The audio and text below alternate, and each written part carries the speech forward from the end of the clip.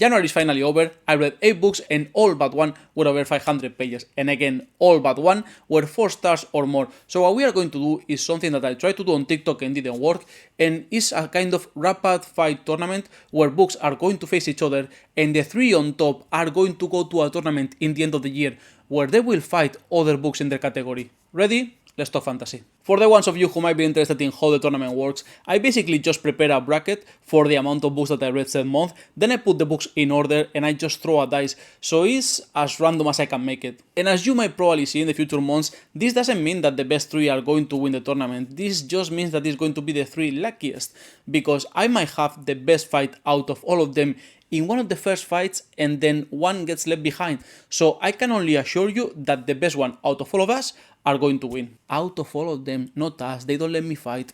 And before we start, the 8 books I read last month were The Hobbit, Burning God, The Wisdom of Crowds, The Land of the Living and the Dead, and the entire Faithful and the Fallen Quartet. Now you can pick which one of these you think is going to win and see if you're right. And on the first 5 we have Wrath and Baylor, books 4 and 2 in the Faithful and the Fallen series by John Wayne. Wrath, as a conclusion, is a book I saw a lot of similarities with The Fury of the Gods. I'm not sure if this is a pattern in the way that John Wayne closes series. I have to finish off Blood and Bone series to see if it's right, but I do think this was too heroic and not catastrophic enough for what something of this scale could be. I've also noticed that John Wayne falls in love with his characters and has a hard time killing them, so he always ends up killing characters that are on like the extra side, like not really the main characters or even in the main scene, just characters that are either evil or non-important. He always ends up killing 1 or 2 that are actually important for the story, but not often. And on the other hand, we have Baylor, which I believe is the best book in the series, which already should tell you something about this fight, because it has the best balance between the world building that we are still learning, with the action, with the character development, and we are still getting new characters added to the story. And Camlin's POV is my favorite out of all of them, so yeah, we get a lot more of him. So Baylor is the winner of this fight, and Wrath got a 4.0 out of 5 in the rating. Do you see what I mean with what it could probably be the best fight of the tournament in the first round? So here we have The Hobbit by Tolkien and Wisdom of Crowds by Joe Abercrombie. Yay. I think The Hobbit is perfect in itself. I think it accomplishes what it's trying to do. It's a fun story for kids, meant for kids but to be enjoyed for adults as well. It's fun because I have a laugh out loud, but still it's a great adventure with great characters showing one of the best world buildings ever. And I had the audiobook with Andy Serkis narrating at the same time that I was reading. That was an experience. And on the other hand, we have the ending of the First Law universe. We have the last book in the 10-book series that I loved all my fucking life since I read The Blade itself years ago, and narrated by Stephen Pacey at the same time that I was reading it, with probably some of the best characters in the whole universe so far, because Rike and Orso are top tier characters that you could ever meet. Like, I love them so much, and finishing this book left a hole in my chest. I think I'm going to have to reread the entire 10-book series just to fill that gap again, because I already miss those characters. I don't want to choose. I don't really want to choose. Like, can they both of them not win? I mean, I made the rules, but still they cannot win. Okay, I will give it to Wisdom of Crowds just for, I don't know, the love that I have for Joe Abercrombie's universe. So The Hobbit is out, and yet it got a 5 stars rating. On the next fight we have The Burning God by R.F. Kuang and Malice by John Wayne. This one is going to be an easy fight and an easy win for Malice, because Burning God disappointed me. Like, it's a book that had a lot of potential, seeing where the story started and where it was going, but it threw it to the ground by not sticking to the rules that the author set for this universe, which is something that pisses me off, because if you set some rules, I want the characters in the world building to stick to those rules.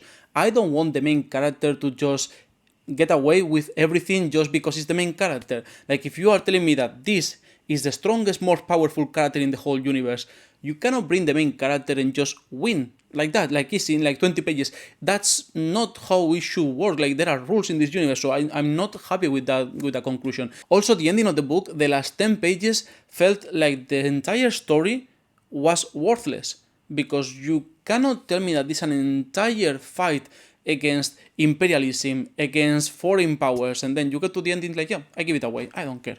No, on the other hand, we have Malice, which is too slow a beginning with a lot of world building and a lot of characters involved, and it should have had a better pace to get a better rating, because this is a good entrance, still not good enough for everything that's happened lately. Like, the pace changed massively from book 1 to the rest of the books.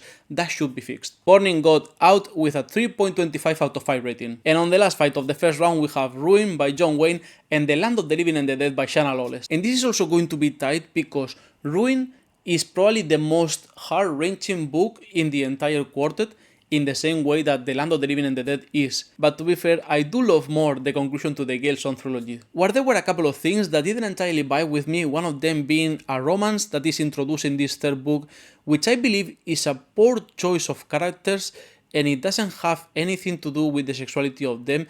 I would have been happy with this if it were with another character, like another male character, just not that one. But the clash between the Fomorian and the descendant of the Tuatha I was not expecting it going that way.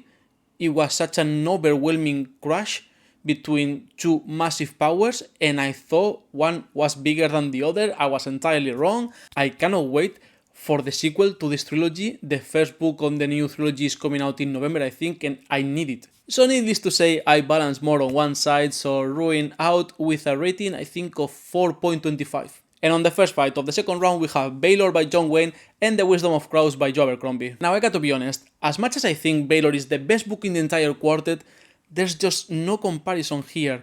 The world building is much better in The Wisdom of Crows. The character work, Joe Abercrombie is such a master. And this is probably one of the best books I've read in my life, so I don't think this is an equal fight. I'm sorry. I love Baylor. I'm going to remember the characters, the fights, and I'm going to remember things that happened here that were outstanding to the rest of the series.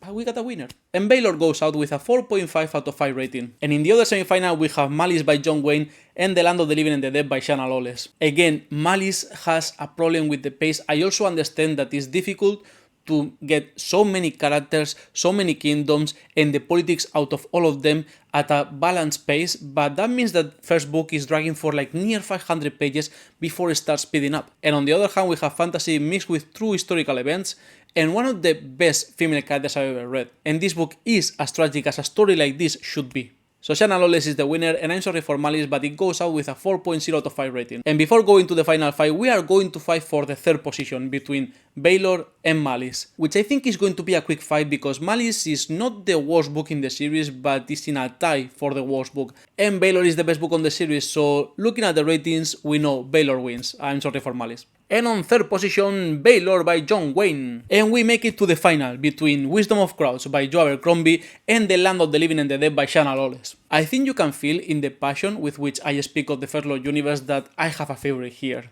I think the Gale Song trilogy is an incredible series. It went straight to the top 10 fantasy series I've ever read with an average rating of 4.75, so that's a really good series. But The Age of Madness, even though the first book was not as great as I expected it to be, and I think I gave it a 4.75, one of the only two books I gave less than 5 stars in the whole First Law universe, but still The Age of Madness is such a great representation in contrast to the First Law trilogy, because one is focused on capitalism and the other is trying to take down the capitalism situation that the capitalist society that they built during the 20 years gap in between the two trilogies. This gives some of the best characters. We have Sabine, we have also Leo is a character I hated from the beginning with a reason.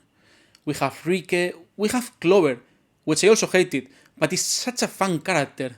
And we have Uncle Shivers. So I'm sorry to say, I'm sorry for Shanna Lawless, but the best book I read in January, and the one who is going to go to the top tournament at the end of the year, is going to be The Wisdom of Crowds by Joe Abercrombie. And number 2, The Land of the Living and the Dead by Shanna Lawless.